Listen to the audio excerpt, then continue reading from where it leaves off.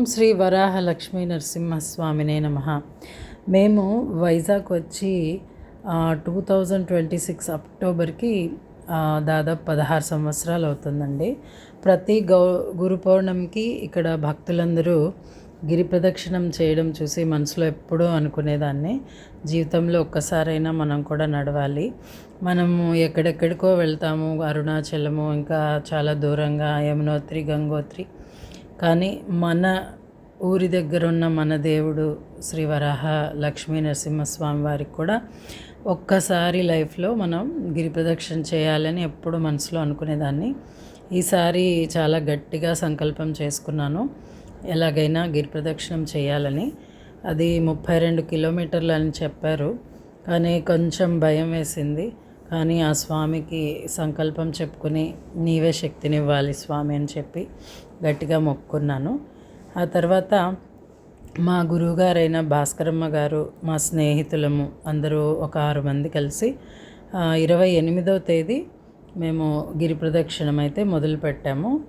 ఇంట్లో 12:30 అలా బయలుదేరాము.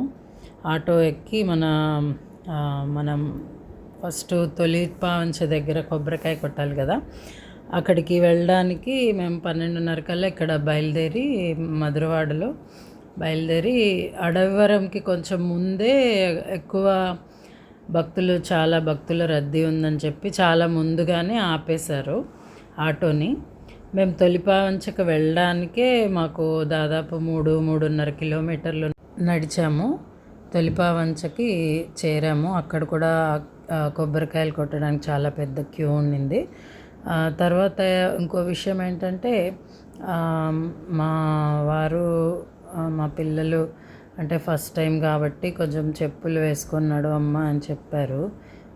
సరే అని చెప్పి చెప్పులతో నేను తొలిపావంచ వరకు నడిచాను.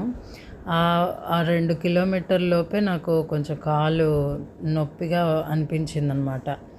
సరే, నాకెందుకో అనిపించింది, చెప్పులు తీసేసి సాక్సులు వేసుకొని నడుద్దామని చెప్పి సాక్సులు ముందే తీసుకెళ్ళాను. ఆ చెప్పులు అక్కడ పెట్టేసి సాక్సులు వేసుకొని నడిచాను. కానీ చక్కగా సాక్సులతో మొత్తం గిరి ప్రదక్షిణం చాలా సులువుగా చేయగలిగాను. అయితే అక్కడ తొలిపావంచ దగ్గర కొబ్బరికాయ కొట్టేసి ఇంకా అందరం మేము బయలుదేరాము. గోవింద గోవింద నమో నారాయణాయ అనుకుంటూ మధ్య మధ్యలో పాటలు పాడుకుంటూ అలాగా మా గిరి ప్రదక్షిణం అయితే మొదలుపెట్టేశాము. అక్కడ రథం స్టార్ట్ అయింది. ఆ రథం స్టార్ట్ అయిన తర్వాత మేము కూడా దాని వెంటనే గోవింద గోవింద అని జపం చేస్తూ నడిచాము. తొలిపావంచ దగ్గర మేము కొబ్బరికాయ కొట్టి మొదలు పెట్టడానికి 3 గంటల టైం వచ్చింది. ఆ 3 గంటలకి మొదలు పెట్టేశాము. తర్వాత అక్కడ భక్తుల రద్దీ చూస్తే 6-8 లక్షల మంది దాదాపుగా ఈసారి గిరి ప్రదక్షిణ చేశారని తెలిసింది. అస్సలు రోడ్లు ఎక్కడ ఖాళీ లేవన్నమాట. చాలామంది చెప్పులు లేకుండానే నడుస్తున్నారు. నిజంగా వాళ్ళ భక్తి శ్రద్ధలు చూస్తుంటే చాలా ముచ్చటేసింది. చిన్నపిల్లలు, పెద్దవాళ్ళు, ముసలి వాళ్ళు, ఇంకా కాలేజ్ పిల్లలు, ఇలా ఒకరు కాదు చాలామంది చక్కగా భక్తి శ్రద్ధలతో చాలా బాగా నడిచారు. అలాగే మేము నడుస్తూ మధ్యలో ఆరిలోవాలో షిరిడి సాయిబాబా దేవాలయానికి వచ్చాము. అక్కడ మాకు సుబ్బారావు గారు చాలా చక్కగా అతిథి మర్యాదలు చేశారు. మా గ్రూప్ వాళ్ళకి భోజనం పెట్టి పంపించారు. అక్కడి నుంచి మళ్ళీ నడక ప్రారంభించాము. అక్కడ మెడికోవర్ ఎదురుగా చాలా రద్దీ ఎక్కువైపోయి రోడ్లు నిండిపోయి కదలడానికి కూడా స్థలం లేక చాలాసేపు ఇబ్బంది పడ్డాము. కార్లు, తర్వాత బండ్లు అన్నీ ఆపేశారు. చివరికి మధ్యలో డివైడర్ ఎక్కి దాని మీద నడుస్తూ మేము ఆ దారిని దాటేసాము. అక్కడ ఎంత రద్దీగా ఉందంటే, అక్కడ ఎవరికైనా ఏదైనా జరిగితే అంబులెన్స్ రావడానికి కూడా ఒక చిన్న ప్లేస్ కూడా లేదనమాట. అంత కిక్కిరిసిపోయినంత జనం ఉన్నారు. ఇంకా మేము ఆ డివైడర్ మధ్యలో జాగ్రత్తగా, ఆ చెట్లు అన్నీ అడ్డుగా ఉన్నాయి, అవి గుచ్చుకుంటున్నాయి. కానీ స్వామి దీన్ని ఎలాగైనా దాటించని చెప్పి గోవింద గోవింద అనుకుంటూనే చిన్నగా ఆ ప్రదేశం నుంచి మేము దాటేసాము చక్కగా. అక్కడి నుంచి నడుస్తూ ఆగకుండా మధ్య మధ్యలో స్వామి విగ్రహాలను చాలా బాగా పెట్టారండి. వైజాగ్ వాసులందరూ ఎంత సేవ చేశారంటే చాలా చాలా చక్కటి సేవలు అందించారు. అక్కడ ప్రతి చోట మేము అలసిపోతున్నాం, కానీ అక్కడక్కడ ఇలాగా స్వామివారి విగ్రహాలని చక్కగా అలంకరించి పెట్టారు. అక్కడ కాసేపు చైర్స్ వేసి ఉంటారు, అక్కడ కాసేపు కూర్చొని ఆ స్వామిని చూసి చక్కగా అక్కడికక్కడ మాకు దేవుడు కనిపిస్తున్నాడు, అలాగే శక్తిని ఇస్తున్నాడు. అక్కడి నుంచి మళ్ళీ మేము అలాగా శక్తిని తెచ్చుకొని మళ్ళీ నడవడానికి ప్రారంభిస్తున్నాము. ఇలాగా వైజాగ్ వాసులందరూ ఎంత సేవ చేశారంటే ప్రతి చోట ఒక చోట పెట్టినవి ఒక చోట కాకుండా ఒక చోట భోజనాలు, ఒక చోట పూరీలు, ఇడ్లీలు, తర్వాత పాలు, బిస్కెట్లు, చాక్లెట్లు, పులిహోర, కేసరి, పొంగలి, కొన్ని చోట్ల నిమ్మకాయ నీళ్ళు, నీరు, ద్రాక్షరసము, బాదాం మిల్క్, లిచ్చీ జ్యూసులు, అలాగే కొన్ని చోట్ల జిలేబీలు, సమోసాలు, బిర్యానీలు, ఇలాగా ఎవరికి తోచింది వారు చక్కగా పంచుతున్నారు.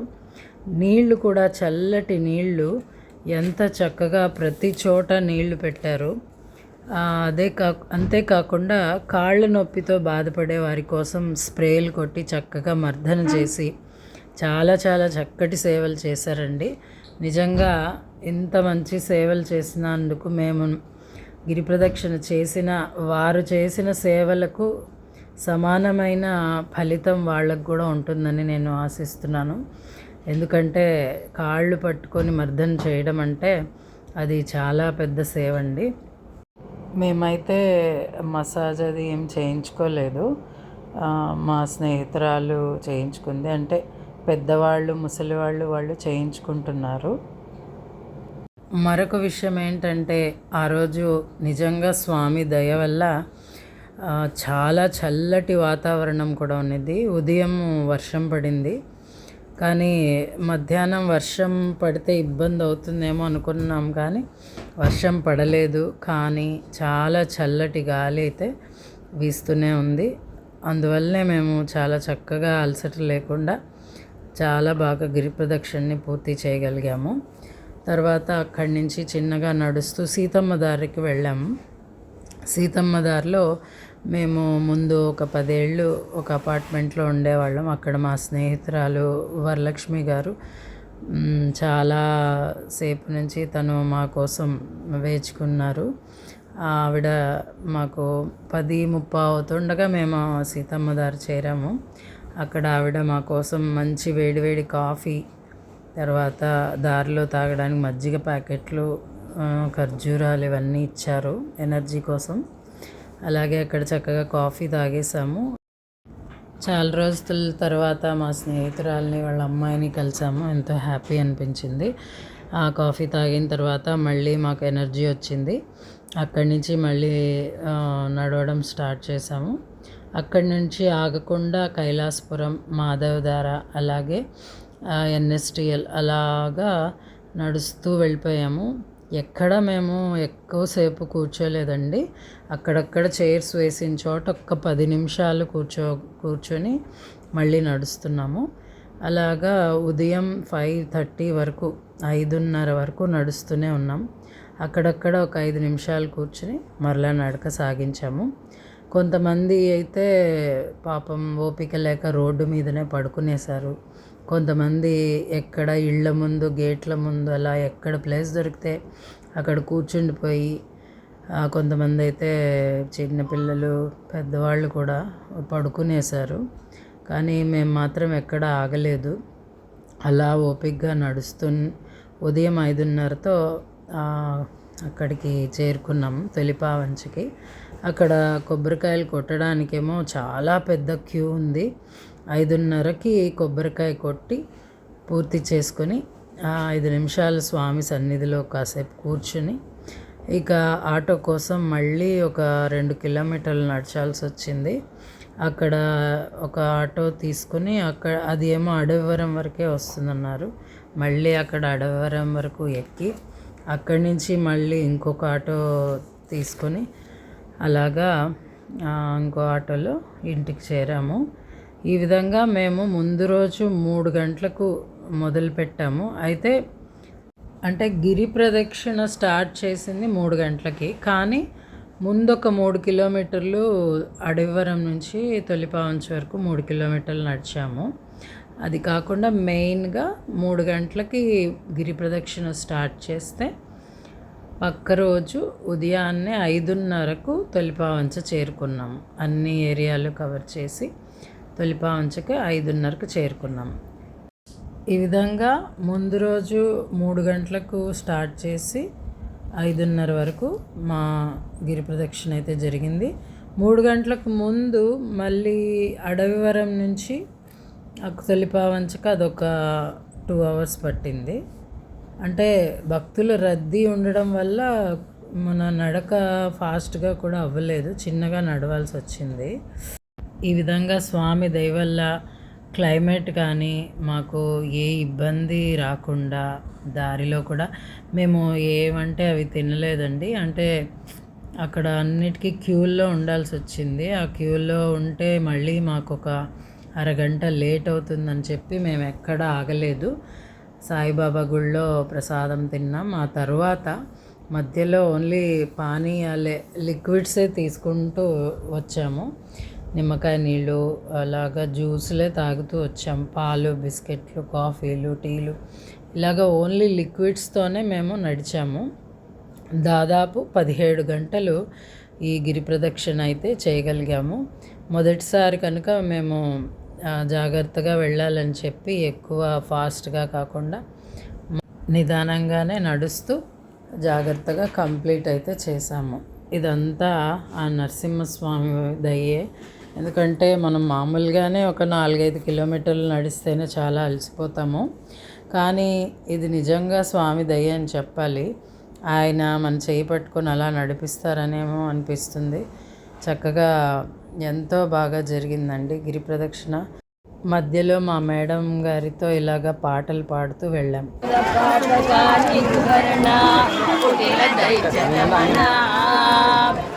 నారాయణ రమాదినాయక నగర నరసింహ ఘోరపాతక నిర్భరణ కుటిల దైత్యమన నారాయణ రమాదినాయక నగర నరసింహ నీ రూపమే అంత ఇంత నిజము తెలియరాదు. నీ రూపము అంత ఇంత నిజము తెలియరాదు.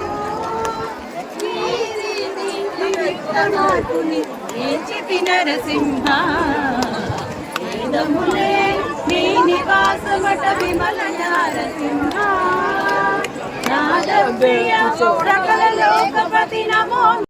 అక్కడ ఒక చోట ఇక్కడ శివలింగాన్ని పెట్టి చక్కగా పాల అభిషేకం కంటిన్యూగా అవుతున్నట్టు సెట్టింగ్స్ పెట్టారండి. ఎంత బాగుందో చూడండి, చాలా బాగుంది కదా. నిజంగా శివలింగం మీద పాలు పడుతూ ఉన్నట్టు ఉంది. చాలా బాగా అనిపించింది. అన్ని చోట్ల అలంకరణలు అయితే చాలా బాగా చేశారు. అలాగా మేము నడుస్తూ స్వామివారిని అక్కడక్కడ చూసుకుంటూ మళ్ళీ శక్తిని తెచ్చుకొని ఆయనకి దండం పెట్టుకొని మళ్ళీ శక్తిని తెచ్చుకొని మళ్ళీ నడుస్తూ అలా చాలా చాలా సరదాగా అనిపించింది. కాళ్ళు నొప్పులు అయితే వచ్చాయండి, కానీ ఆ దేవుడి దయ వల్ల ఓర్చుకోగలిగాము, చక్కగా నడవగలిగాము. మాకు మొత్తం అడవివరం ముందు దింపడం వల్ల మొత్తము మాకు తర్వాత ఆటో దొరకడం ఒక 2 కిలోమీటర్స్, అలాగా మాకు మొత్తం కలిపి 38 కిలోమీటర్ల దాకా నడిచాము. అసలు ఊహించలేదండి అంత బాగా నడవగలిగానని. నాకే ఆశ్చర్యంగా ఉంది. అదంతా భగవంతుడి లీలే అని అనిపిస్తుంది. తప్పకుండా అందరూ ఒక్కసారైనా జీవితంలో ఈ గిరి ప్రదక్షిణ చెయ్యాలండి. మనం ఈ సింహాచలం కొండ చుట్టూ ఒకసారి నడిస్తే మొత్తం భూప్రదక్షిణ చేసినంత ఫలితం ఉంటుందని చెప్తారు అందరూ. ఆ ఫలితం పొందాలంటే ప్రతి ఒక్కరూ జీవితంలో ఒక్కసారైనా శ్రీ వరాహ లక్ష్మీ నృసింహస్వామి వారి సింహాచలం గిరిని ప్రదక్షిణ చేయడం చాలా మంచిది. తర్వాత రోజు కూడా ఒక పెయిన్ కిల్లర్ వేసుకొని ఒక్కరోజు చక్కగా రెస్ట్ తీసుకుంటే మళ్ళీ నార్మల్ అయిపోతాము. మన పనుల్లో మనం బాగానే చేసుకోగలుగుతాము. దానివల్ల ఏం భయపడక్కర్లేదు. నేను కూడా ఒక్కరోజు బాగా పడుకుని రెస్ట్ తీసుకున్నాను. ఆ తర్వాత రోజు నుంచి నార్మల్ అయ్యి మన పనులు మనం చేసుకోవచ్చు.